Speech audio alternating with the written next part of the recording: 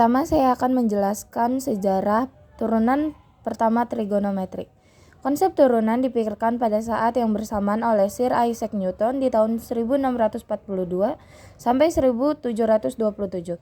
Ahli matematika dan fisika bahasa Inggris dan Gottfried Wilhelm Leibniz di tahun 1646 sampai 1716, ahli matematika bangsa Jerman, sejarah perkembangan kalkulus dan dibagi menjadi beberapa zaman sebagai berikut.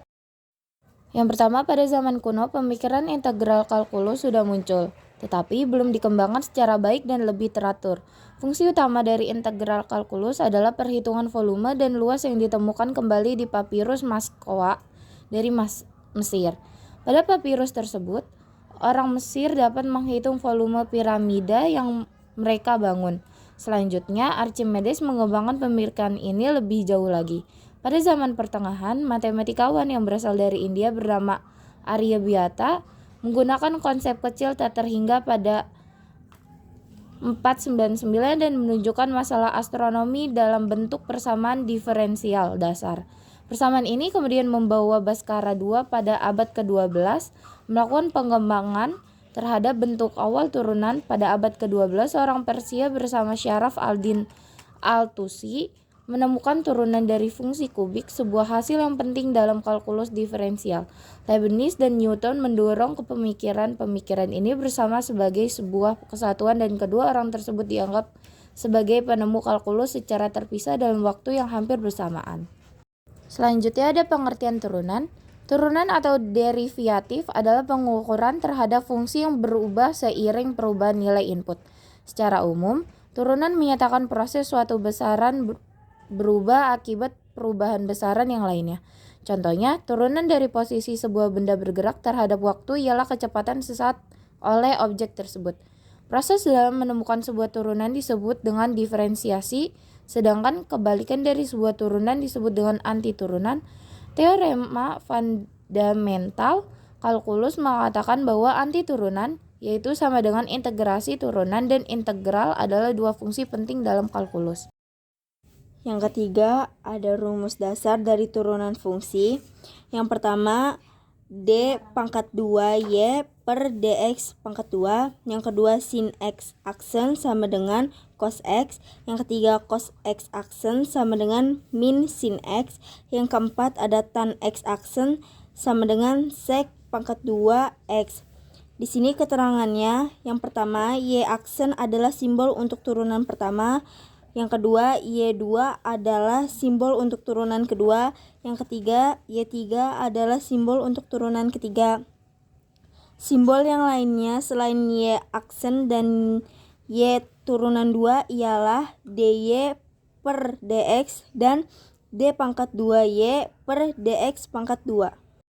Mengenai soal aturan-aturan yang ada di dalam konsep turunan fungsi adalah sebagai berikut.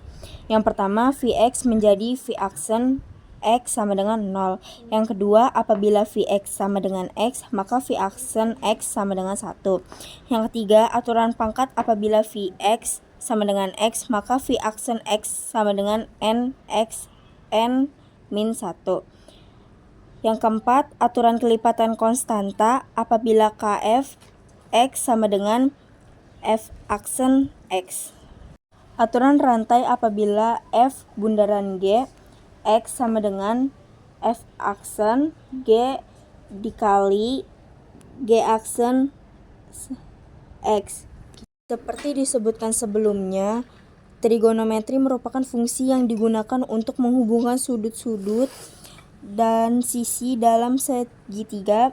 Dalam hal ini, sudut sinus, kosinus, dan target merupakan fungsi utama dari trigonometri. Kemudian dari ketiga fungsi ini diturunkan menjadi fungsi trigonometri lainnya, yaitu sekan, kosekan, dan kotangen.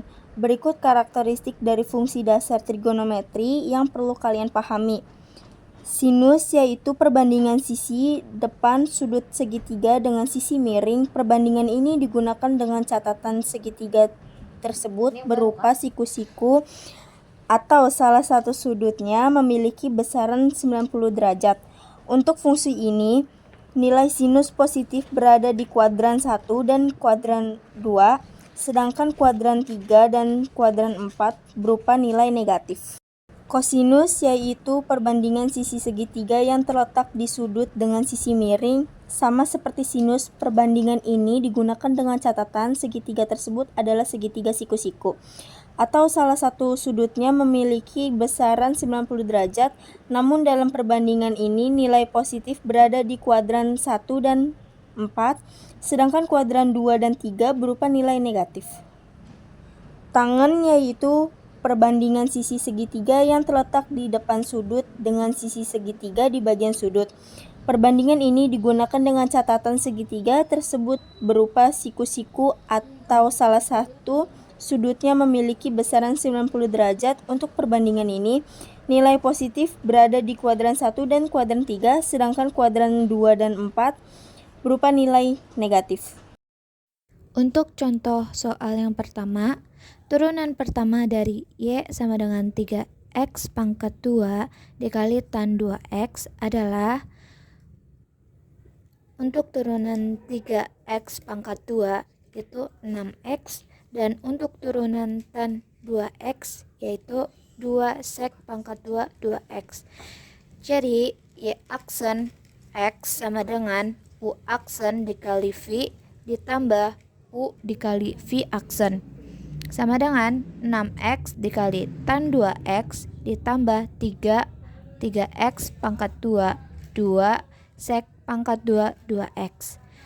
Untuk hasilnya 6x dikali tan 2x plus 6x pangkat 2 sek pangkat 2 2x.